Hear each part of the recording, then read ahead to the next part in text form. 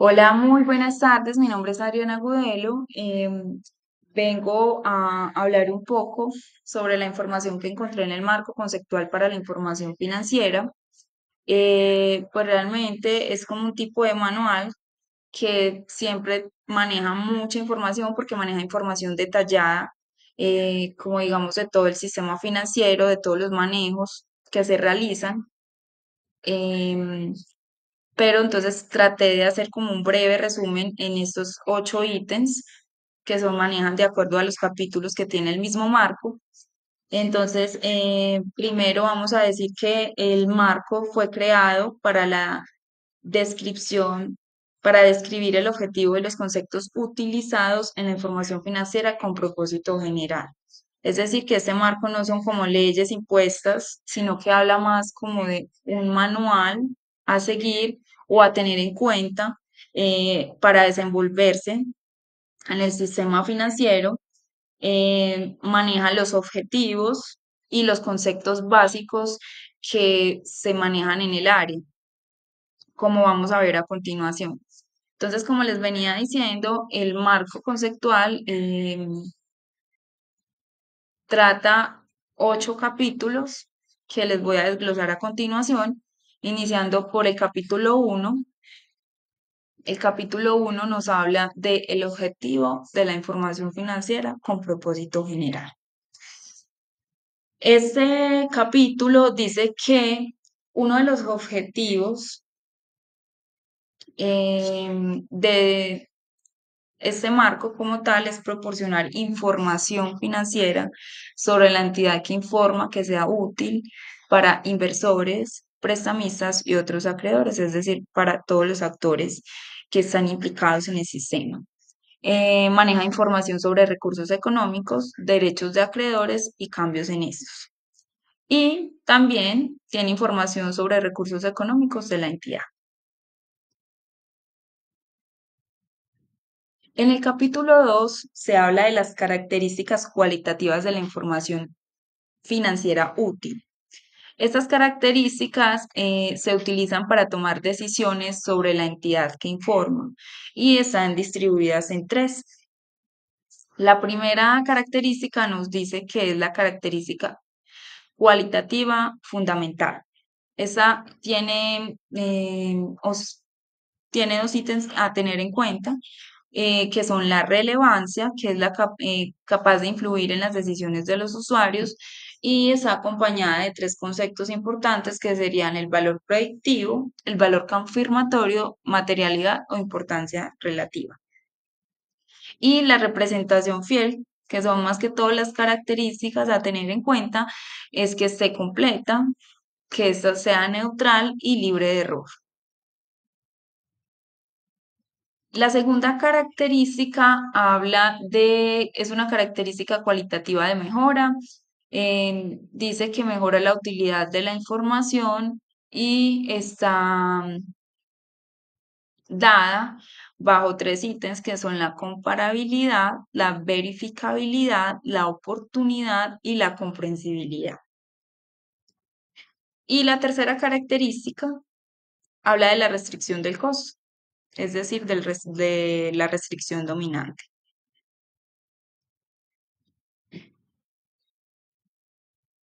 El tercer capítulo habla de los estados financieros y la entidad que informa. Es decir, que pues lo ideal de este marco es proporcionar información sobre los activos, los pasivos, el patrimonio, los ingresos y gastos de dicha entidad. Los estados financieros se preparan para un periodo específico, se proporciona información de datos que existen al final o durante el periodo. Y también se maneja información comparativa y se hacen hipótesis de negocios en marcha. El capítulo 4 habla de los elementos del estado, de los estados financieros, que están distribuidos en dos. Están los elementos relacionados con la situación financiera y los elementos relacionados con el rendimiento financiero. En los elementos relacionados con la situación financiera hay tres conceptos importantes a tener en cuenta, que son los activos, que hablan de los derechos o del derecho potencial para producir beneficios económicos controlados. Están los pasivos, que es la obligación presente o transferencia de recursos económicos, y está el patrimonio, que es la parte residual de activos después de haber deducido los pasivos. En los segundos elementos, que son los relacionados con el rendimiento financiero, se deben tener en cuenta dos conceptos importantes que serían los ingresos y gastos. Los ingresos se refieren al incremento en activos o disminución en pasivos, o también trata los incrementos en el patrimonio. Los gastos, por lo contrario, hablan de la disminución de activos o incremento de pasivos o la disminución del patrimonio. El capítulo 5 habla del reconocimiento y baja en cuentas. Este capítulo 5 también nos trae eh, tres conceptos a tener en cuenta sobre estos reconocimientos y bajas en cuenta. Habla que se tienen en cuenta los procesos de rendimiento, para ello se hace capturas de una partida, representación de elementos, importe en libros, resúmenes estructurados y vincular elementos y estados financieros. Hay criterios de reconocimiento y para ello se debe tener en cuenta la relevancia, la representación fiel y la restricción del costo. Y baja en cuentas, es decir, eliminación de activos o pasivos, que se puede dar por dejar de cumplir la definición, porque la entidad pierde el control o la entidad deja de tener una obligación presente. El capítulo 6 nos habla de la medición. ¿Cuáles son las bases de medición que se tienen en cuenta? Se tienen en cuenta los costos históricos y se tiene en cuenta el valor corriente. En el valor corriente, además, se maneja un valor razonable, el valor en uso y un costo corriente. Y se debe tener en cuenta que se puede aplicar más de una de estas dos mediciones para un mismo activo o pasivo, y que el patrimonio no se mide, sino que es residual de entre el pasivo y el activo. El capítulo 7 habla de la presentación de información a relevar, que está distribuido en cuatro ítems. Dice la presentación de información a relevar, se comunica información útil, que se centre en objetivos y principios, que esté clasificada y también se agrega información nueva. Eh, Principios claves, que sería que sea la información sea específica y que, que se evite duplicidad de la información, sea unificada. Que esté clasificada, es decir, clasificación de activos y pasivos, clasificación del patrimonio, clasificación de ingresos y gastos, estados del resultado del periodo y otro resultado integrado.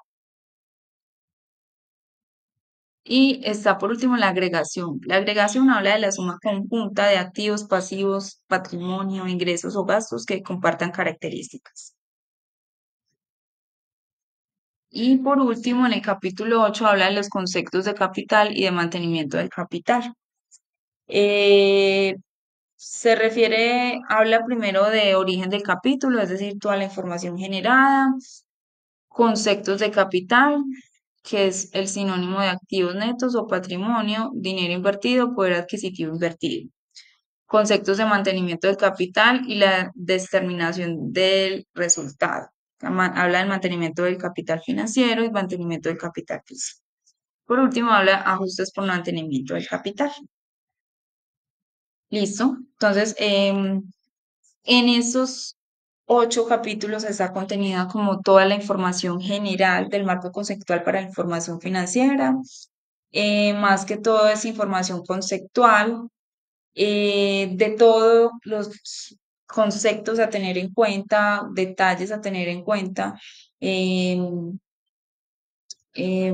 para el manejo o pues para las personas que están ya como trabajando con esta área. Es muy importante tener conocimiento de este marco. Acá se detalla mucha información que que quizás no se manejen en otras áreas.